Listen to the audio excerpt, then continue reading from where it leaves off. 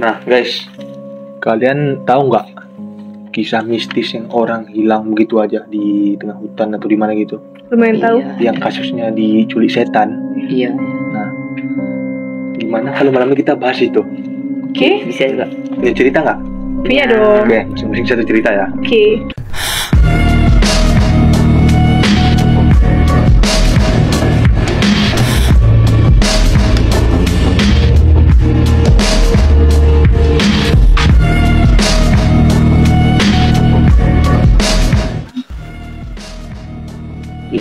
Dimulai dari gua nih. Oke. Gua nih dapat pengalaman. Bukan gua sih dapat pengalaman. Kakek buyutnya teman gua. Ini waktunya agak mundur sedikit ya.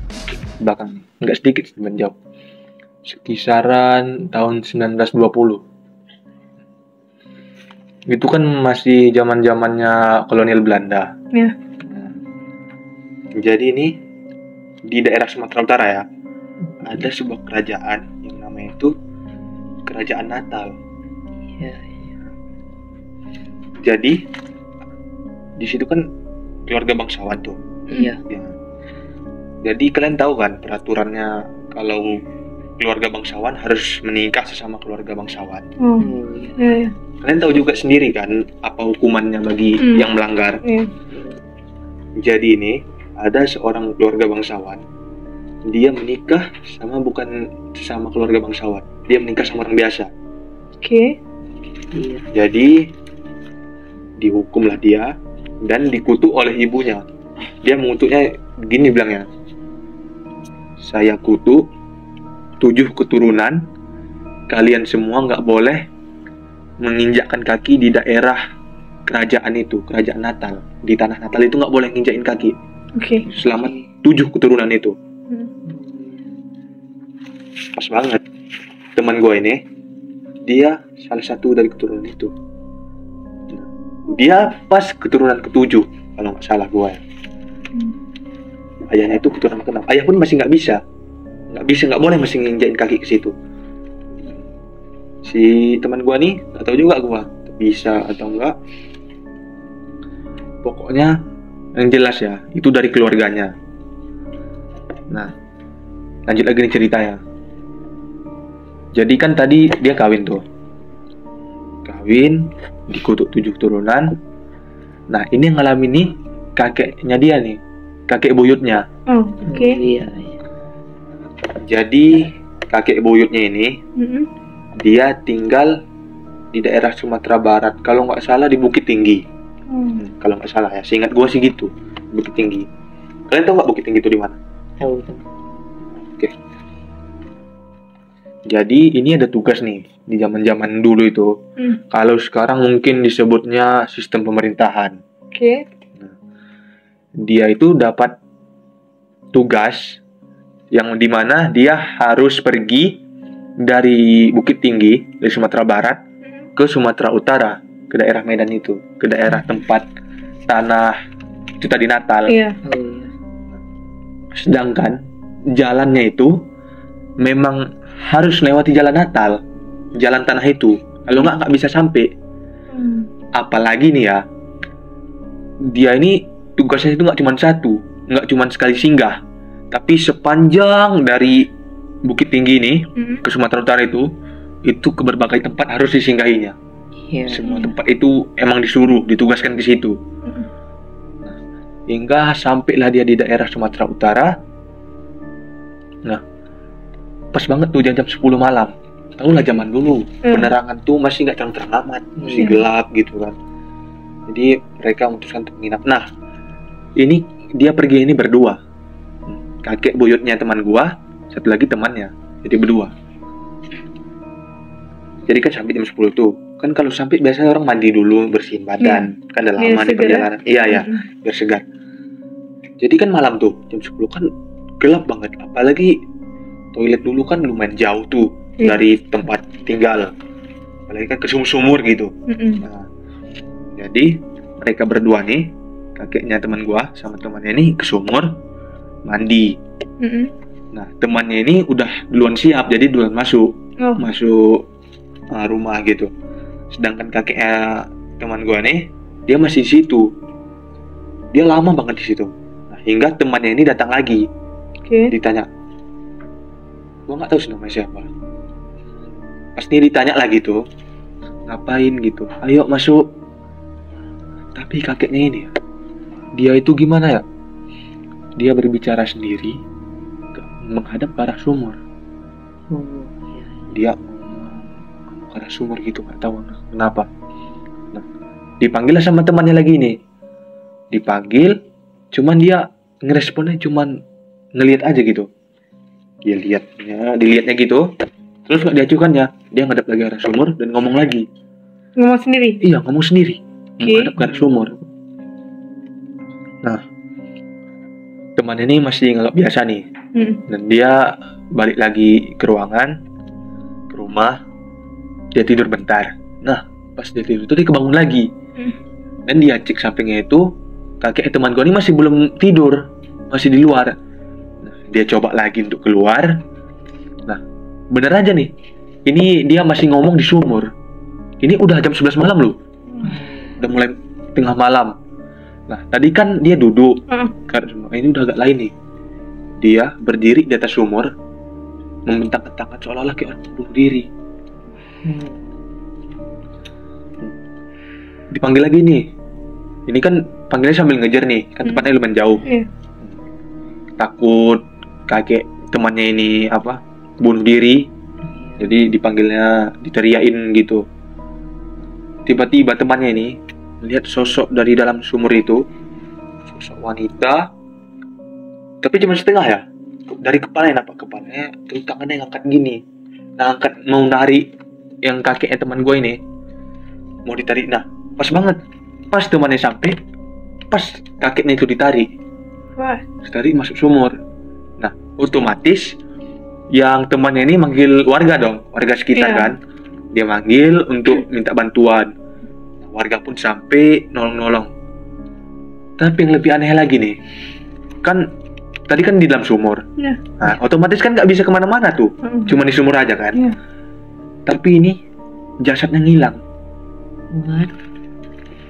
Di sumur itu kosong, gak ada apa-apa. Bening kosong. Iya, kosong. Nggak ada benda apa-apapun. Nggak ada benda apa-apapun. Airnya masih bersih, bahkan daun pun nggak ada. Terus? Jangankan gitu ya, airnya cuma tergenang aja gitu, nggak ada berendayun, masih tenang airnya. Nggak ada sedikit pun bencangan ya? Nggak ada. Nah, dicari lah. Malam ini udah larut malam nih, ditunda pencariannya, dilanjutkan besok pagi. Nah, besok pagi pun emang udah betul-betul nggak ada. Besok pagi tetap kosong gitu. Nah, jadi teman gua nih yakin bahwa kakeknya itu diculik oleh setan yang udah lama memang di situ kan, diculik oleh jin yang memang udah ngelarang jangan nginjakkan kaki ke situ, oleh leluhurnya gitu. Nah, apalagi nih ya, kakek ini nggak tahu sebenarnya, dia nggak tahu itu ada gimana gitu, memang larangan di situ, dia nggak tahu. Makanya dia berani-berani aja kan. Kalau dia tahu nggak mungkin lah diinjakkan, pasti dia. Iya, pasti. Ini bahan cerita ini ya, sering jadi bahan perbincangan keluarga teman gua nih. Pas sampai keluarga lagi ngumpul gitu, itu emang sering dibahas. Biar nanti generasi selanjutnya nggak kena gitu. Mungkin segini aja sih.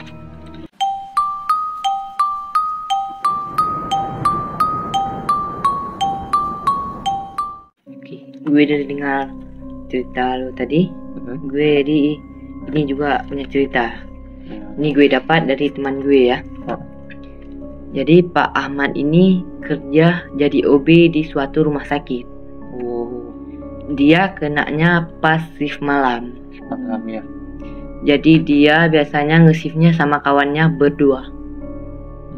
Kawannya ini namanya Pak Hamid. Malam itu merekanya kena pas jam 10 malam. Mereka berdua ingin membersihkan rumah sakit. Jadi mereka nggak ada lain, cuman berdua di rumah sakit. Jadi si Hamid nih tiba-tiba ngida dia bahwa untuk Pak Ahmad ini ke lantai 2 atau 3, si Hamid ini biar dia di lantai 1. Begitu bahas. Dia nanya sama Pak Ahmad, jadi Pak Ahmad ini bilang, boleh juga ide lu.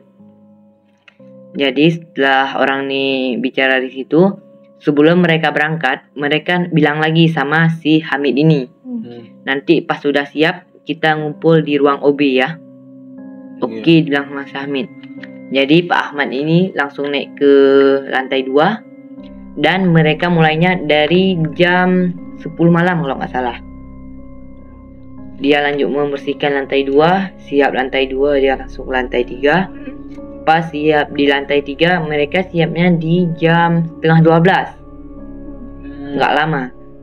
Karena di lantai 2 sama 3 nggak banyak dikerumuni sama orang-orang. Tapi kalau di lantai 1 banyak orang pas siang hari. Jadi Pak Hamid siap di jam 12, dia langsung balik ke ruangan OB. Tapi pas dia balik, si Hamid ini belum ada. Belum ada di ruangan OB. Akhirnya dia duduk sendiri nunggu. Dia pikir, oh mungkin Hamid belum siap. Dia nunggu 1 jam, 2 jam dia nunggu. Akhirnya udah sekitaran jam setengah 2 gitu. Lama dong. Iya, udah lama dia tunggu. Akhirnya dia, kok Hamid nggak datang-datang. Dia keluar, dia mau cari Pak Hamid ini. Dia keluar, dia cari ke semua ruangan. Semua ruangan yang dia masuk itu, Pak Hamid ini nggak ada. Dia manggil-manggil, Hamid. Dia masuk lagi ke ruangan-ruangan, udah habis semuanya nggak ada. Akhirnya dia ingat, di lantai 1, di ujungnya ada 1 kamar mayat. Yang belum dia masuki. Dia pikir apa si Hamid ada di sana. Jadi dia pikir terus, dia masuk ke ruangan mayat itu. Pas dia masuk, ternyata betul ada Pak Hamid di situ. Sendiri? Iya, sendiri dia duduk. Dia duduk sambil melihat ke bawah dan kayak megang tapak kakinya, kayak menepuk-nepuk gitu. Iya. Dia sendiri situ. Lalu kan Pak Ahmad datangin. Mid, lu ngapain di sini? Pak Hamid nggak jawab. Akhirnya Pak Ahmad megang dahinya. Pas dipegang, ternyata dahinya itu kayak panas. Demam gitu. Kayak demam gitu. Pak Ahmad bilang lah, lu panas kok, lu pulang aja. Dia nggak jawab. Diam. Iya. Lagi diem tuh, dia bangun, pergi terus keluar pulang. Tanpa bilang apa-apa sama Pak Ahmad. Tapi dia dengar lah itu ya. Dia dengar, dia tahu, tapi dia pulang terus, nggak jawab. Pak Ahmad ini kan heran, jadi dia juga pulang. Besoknya Pak Ahmad ini nggak masuk kerja. Jadi Pak Ahmad dia cuma sendiri. Dia dapat shift malam lagi. Sendiri? Iya. Akhirnya dia pikir untuk lanjutlah pekerjaannya, jangan ditinggal. Iya. Dia juga langsung membersihkan lantai 1. Siap lantai 1, tapi dia di lantai 1 itu ada yang di-skip 1 ruangan. Kenapa tuh? Karena dia takut masuk sendirian, yaitu kamar mayat. Kamar mayat tadi itu. Iya, dia nggak masukin dan dia nggak bersihin. Iya. Dia skip, langsung dia lanjutin ke lantai 2. Siap lantai 2, dia lanjut lagi lantai 3. Siapnya sekitaran jam 2 malam. Jam 2 malam lagi? Iya. Lama dong. Iya. Sendiri. Karena dia sendiri. Iya. Dia turun lagi ke bawah. Dia masuk ke ruangan OB. Pas dia masuk, dia buka pintunya. Dia ngelihat ada sosok kuntilanak. Pas di depan pintu. Iya. Wah, membelakangi dia. Badannya gede, panjang, hitam, bola matanya pas dia balik ke arah Pak Ahmad ini, bola matanya merah. Kayak dia menghalangi Pak Ahmad biar nggak masuk ke ruangan OB. Kayak ngehalangin gitu. Karena Pak Ahmad takut, akhirnya dia kabur untuk sembunyi dari sosok makhluk itu. Dia putar-putar ruang lantai 1 dan dia masuk ke kamar mandi. Iya. Oke. Dan di situ dia duduk di atas toilet. Oh iya. Kloset. Oh, Iya, oh, iya. iya. Bayang-bayang. Iya. Dia duduk di situ. Dia udah kayak merasa aman gitu.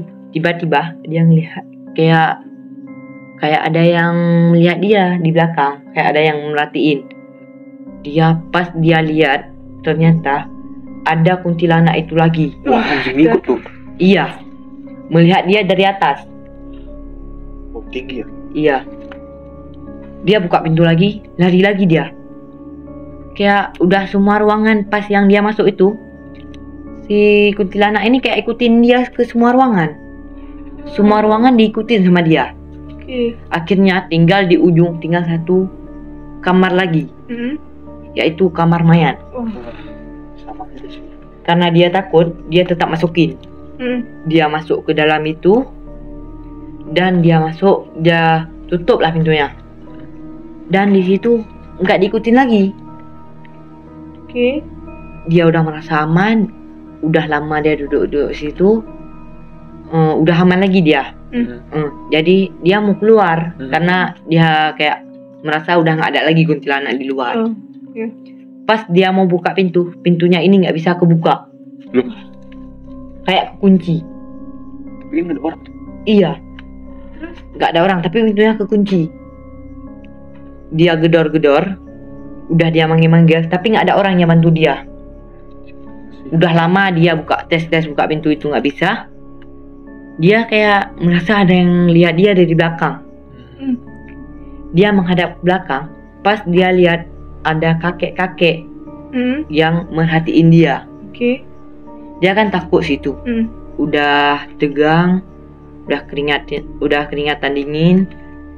Kakek itu tiba-tiba bilang, kamar saya kok nggak dibersihin. Oh, iya. Dia ngelewatin itu. Iya, kan di skip tadi. Iya, iya. Dia di situ nggak jawab, Diam. diem. Oke.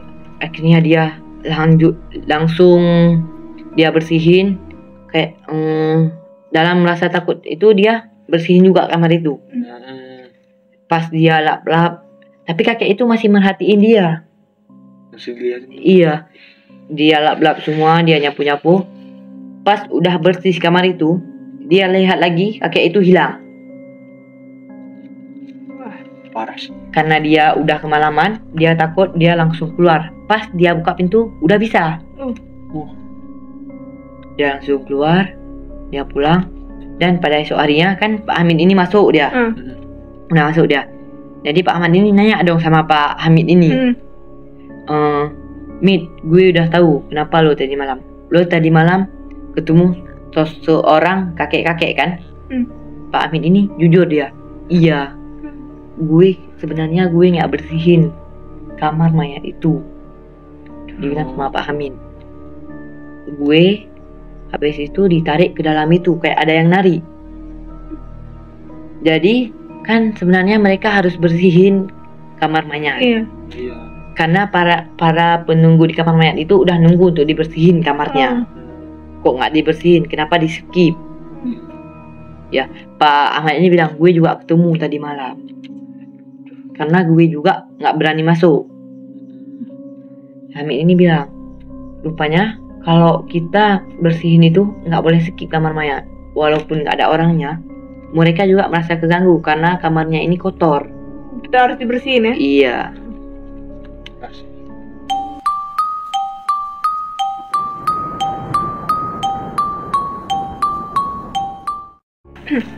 Dari cerita kalian, gua juga ada cerita. Ini dari senior gua.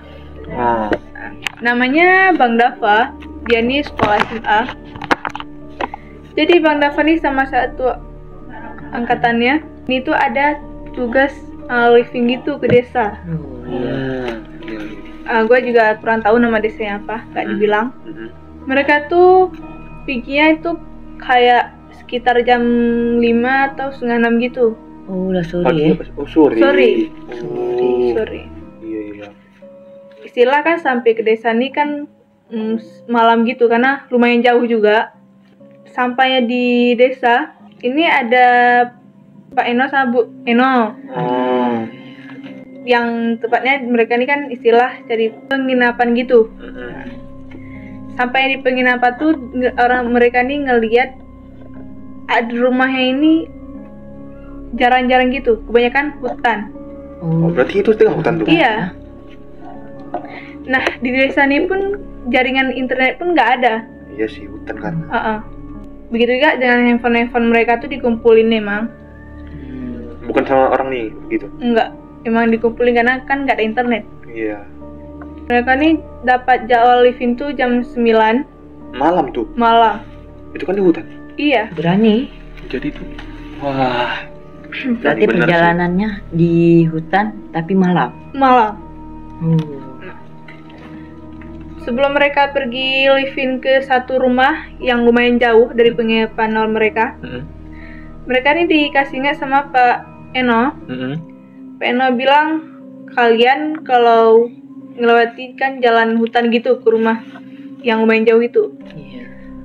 Pak Eno nih bilang kalian tuh harus mengikuti peraturan yang ada di desa ini. Oh iya, emang desa kita ada peraturan. Iya. Contohnya kayak nggak boleh nakutin teman ataupun bilang ada setan, ada hantu, ada ini, bilang. Dikasih ingat di situ. Pak Eno ini juga cerita sekitaran 4 tahun atau 5 tahun yang lalu. Ini juga ada dari sekolah lain juga living ke desa itu juga. Mereka tuh bilang ada satu anak yang diambil sama sosok hantu di hutan itu. Diculik juga dong?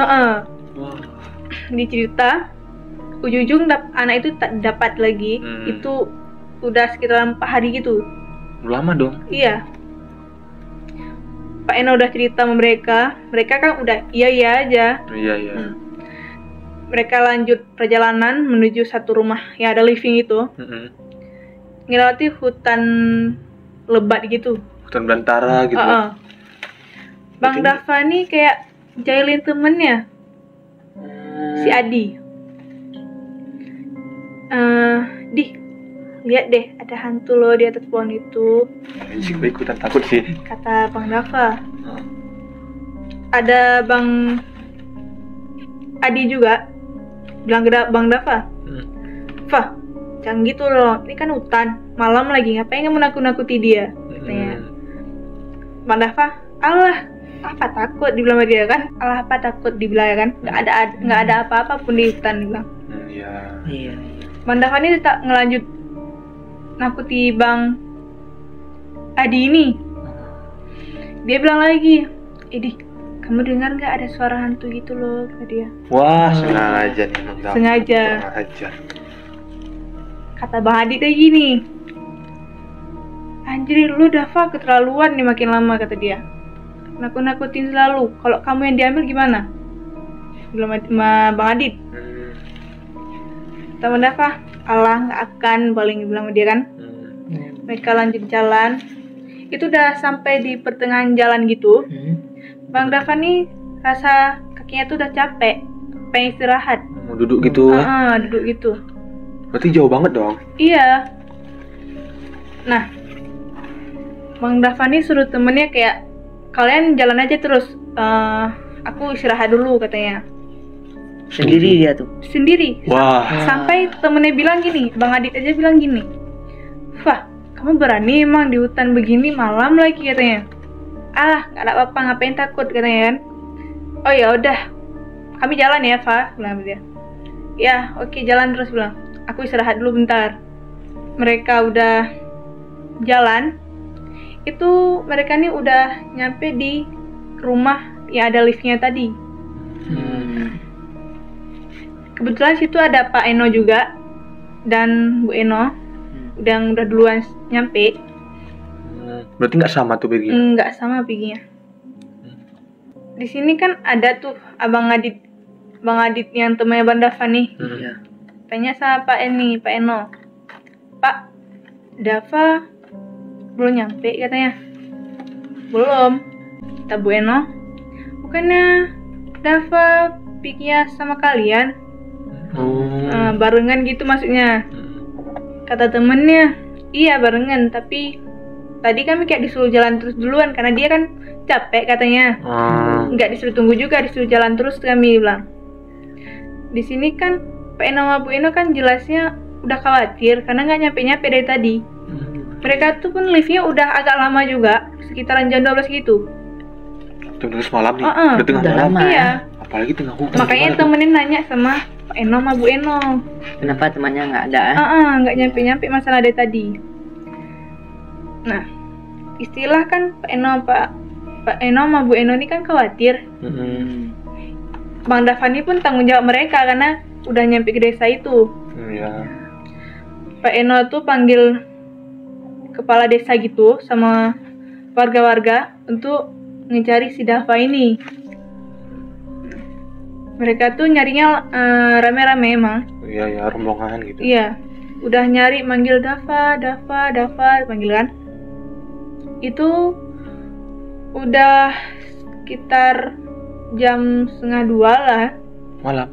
Iya, malam. Mereka tuh nggak sanggup nyari lagi. Katanya kita lanjut cari Dava besok aja katanya. Ini pun udah malam banget lagi malah. Keesokan harinya itu dicari itu sore. Ini ada satu kepala desa yang tadi pergi ke rumah Pak Eno. Pak Eno dipanggil. Ada apa Pak? Kata Pak Eno. Saya ada lihat Dava. Di mana? Kata Pak Eno. Di sana Pak, di atas pohon. Pohon ini kayak pohon beringin gitu. Oh, yang konon katanya sering gantung jin iya. situ. Pak Eno sama Bu Eno nih langsung pergi dong. Kunci rumahnya, langsung pergi ngikuti kepala desa tadi. Udah sampai di sana, pohon tuh lumayan besar. Di situ ada Bang Dava di atas pohon itu. Itu bajunya udah kotor. Mulutnya itu kayak ada belatung gitu. Dalam mulutnya tuh? Iya. Di situ pun ada juga warga-warga dibantu diturunin, dibersihin mulutnya sama Bu Eno, dikasih minum juga. Terus ditanya, Dava, kamu kemana? Dia bilang, kok dicari dari semalam gak dapat katanya. Bang Dava nih kayak baru kayak kurang sadar gitu kalau ditanya.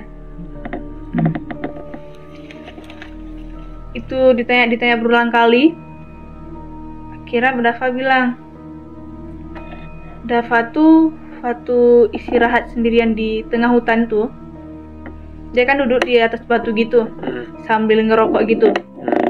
Nah, dia tuh ngelihat ada sosok hitam tinggi, besar, gigi taring, matanya tuh merah. Itu dia mau teriak tuh nggak bisa karena mulutnya ditutup. Nah, dia tuh dibawa ke atas pohon tadi. Dibawa itu dikasih makan yaitu belatung tadi. Bayang sih. Nah, udah dicerita gitu. Nah, di sini Bang Dava ini pun baru sadar dia kalau dia tuh nggak ngikuti peraturan yang ada di desa itu. Kayak contohnya kayak nakuti temennya tadi yang seharusnya nggak boleh. Iya. Gitulah cerita dari gua. Nggak kebayang sih kalau posisi kita di si Dava gitu ya. Iya. Mungkin cukup sekian guys cerita dari kami. Jika kalian punya cerita masing-masing dari kota kalian yang ingin kami ceritakan ya, komen di bawah. Sampai jumpa lagi. Bye-bye.